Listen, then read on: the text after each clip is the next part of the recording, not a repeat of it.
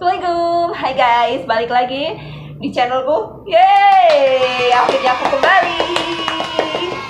Kali ini aku punya konten baru namanya Coffee Collab with Nuvi.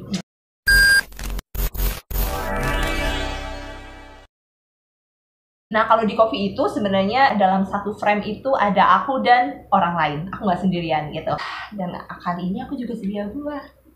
Tara, buahnya banyak, rujak guys, rujak. Pengen nggak? Pengen? Nah, di episode kali ini aku bakal manggil salah satu teman aku, yaitu sini. Ya, Ririn. Halo. Apaan sih? Jadi ini Ririn, kita sebenarnya udah pernah collab sebelumnya, ada di waktu itu acara sama komunitas Urbanais. Nanti linknya aku share di bawah ya. Kita waktu itu diskusi soal tuli pun ingin didengar. Nah, ya betul, tuli pun ingin didengar. Aku nggak akan bicara banyak biar teman-teman nanti nonton di yang linknya aku. Itu kayaknya lebih ke ngedengerin deh. Soalnya aku nggak jelas. Iya. Mungkin kita review sedikit ya teman-teman. Itu gimana nih awalnya gitu? Awalnya kenapa bisa sampai muncul topik itu, pemikiran itu kayak gitu tuh gimana? Itu awalnya sih dari salah satu pencetus dari sebuah komunitas ya.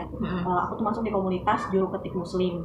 Nah, juru ketik muslim itu dia membantu menjembatani untuk para pendakwah yang mau dikasih subtitle pada konten-konten Islamnya dia. Tadinya waktu itu di YouTube itu masih ada namanya komunitas, aku lupa deh namanya. Jadi itu memang kita tuh bisa nge-add subtitle tapi bukan yang pemilik kontennya. Jadi orang lain tapi atas dasar izin dari si yang punya konten. Nah, itu udah ditutup ternyata kan sama YouTube. Nah, tapi sebelum ditutup kita itu sempat subtitlekan beberapa video milik Ustadz Felix. Nah, itu memang dari yang punya ide dulu. Dia itu memang seorang tuli, juga ada keturunan lain juga. Terus dia sedang mencari dan mendalami Islam itu bagaimana sih, itu kan. Dan dia merasa kesulitan, apalagi ketika dia ikut live dakwah gitu ya, ikut kelas siraman rohani dan segala macam. Itu dia ngerasa kesulitan karena satu, si pendakwahnya tidak memberikan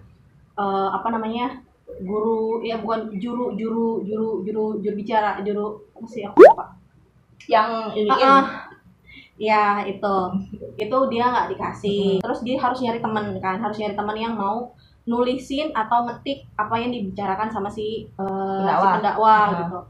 Tapi dia tuh lama-kelamaan jadi penasaran gitu. Kalau misalnya dia dapet inti dari si pembicaraan itu, dia taruh di Instagramnya dia sharing sama teman-teman tuli yang lain. Nah, dari situ teman-teman tuli merasa welcome banget dengan apa yang udah dia lakukan, dan teman-teman yang lain tuh, teman-teman tuli ya khususnya, mereka merasa ayo dong, apa dong, gitu lagi dong, yang mana lagi hasil-hasil intisari dari kajiannya. Nah, dari situ dia pikir di YouTube itu banyak konten-konten yang Islam yang bagus gitu ya.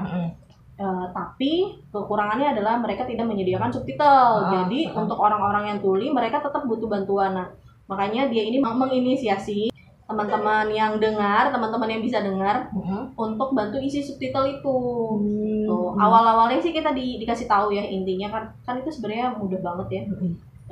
Dikasih tahu cara ngisi subtitlenya ketika sudah di open. Ibaratnya dikasih izin ya, ketika udah dikasih izin konten nomor 1 sampai nomor 30 udah boleh diisi gitu kan. Nah, itu kita dikasih tahu cara ngisinya seperti apa, dan itu memang harus disesuaikan dengan apa yang kita ketik, apa yang muncul nantinya per sekian detik.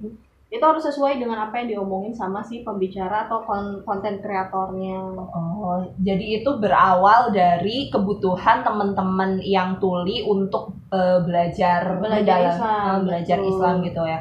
Oh ya benar, karena emang kalau teman-teman tuli terbatas ya, biasanya emang nggak semuanya bisa mengakses itu karena memang keterbatasan yang mereka punya gitu kan. Tapi memang sejak bulan September ya ditutup ya. September akhir tuh ditutup. Beberapa video aku kan juga udah aku kasih subtitle gitu ya. Itu sebenarnya juga emang salah satu masukannya dari Ririn gitu. Dan di situ aku baru sadar gitu kalau ternyata ternyata dengan adanya subtitle itu ada teman-teman tuli yang kebantu. Tapi kondisinya sekarang mereka hanya bisa membaca subtitle yang memang dikasih sama si pemilik ini. Karena keterbatasan dari izin YouTube itu udah menutup izin komunitas untuk mengetik subtitle. Jadi kita nggak bisa lagi ngetik. Nah makanya dari itu jujur di grupnya itu udah vakum. Grup komunitasnya udah vakum. Tapi kita memang masih mencoba minta tolong sama kreator-kreator yang terdekat untuk tambahin kalau bisa di subtitlenya. Itu guys. Aku juga biasanya memang aku open access gitu ya. Ya supaya mungkin teman-teman yang mau nambahin subtitle, mau translatein ke bahasa Inggris atau bahasa Spanyol gitu, ya silakan gitu kan. Tapi ternyata sekarang udah ditutup. Ya kita nggak tahu ya, mungkin YouTube maksudnya bisa jadi baik supaya tidak disalahgunakan. Mungkin ya, aku nggak tahu, aku nggak punya kenalan orang dalam YouTube juga. Tapi ternyata buat teman-teman tuli itu justru malah jadi semakin terbatas aksesnya untuk belajar.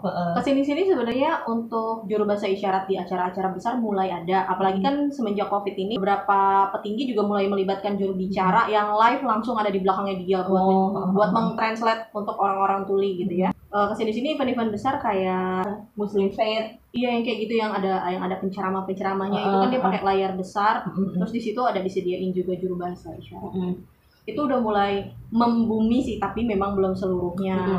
Tapi untuk subtitle itu sebenarnya nggak cuma buat tuli doang sih. Kadang nih kita orang yang dengar kalau lagi di tempat umum terus pengen tahu yang dibicarain apa, nggak bawa headset, kita bisa pakai tuh, kita bisa baca. Jadi kan volumenya kita kecilin atau kita nonaktifin, kita mute terus kita baca aja. Itu kan sebenarnya. Jadi guys, buat teman-teman yang memang mengaku konten kreator, silakan tambahkan subtitle di kontennya teman-teman, terutama buat YouTuber. Itu kan tinggal ditambahin. Emang sih buat nambahin subtitle itu emang perlu waktu.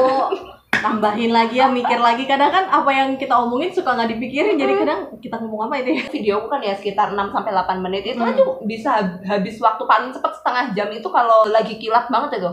Paling nggak 1 jam itulah normalnya. Jadi ya emang nggak mudah. Ini adalah saran yang kita berikan supaya lebih banyak teman-teman tuli itu terbantu untuk bisa mengakses informasi yang teman-teman berikan. Karena mereka pun juga punya, kalau Karin waktu itu bilang punya ekspresi, saran, masukan, tapi nggak didengar karena ya keterbatasan mereka kayak gitu. Oke guys, thank you. Thank you. Dadah.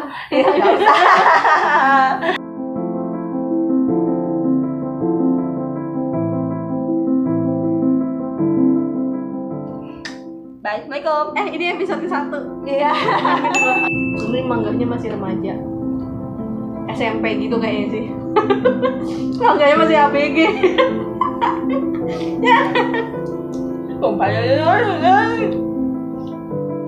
Langsung ngeser. Jadi ini ada beberapa buah.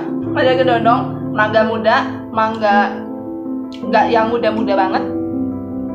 Ini apa namanya? Bengkoang, jambu air, nanas dan pepaya, dan sambal. Tapi sambalnya nggak menantang. Iya, ini sambalnya aksesoris doang.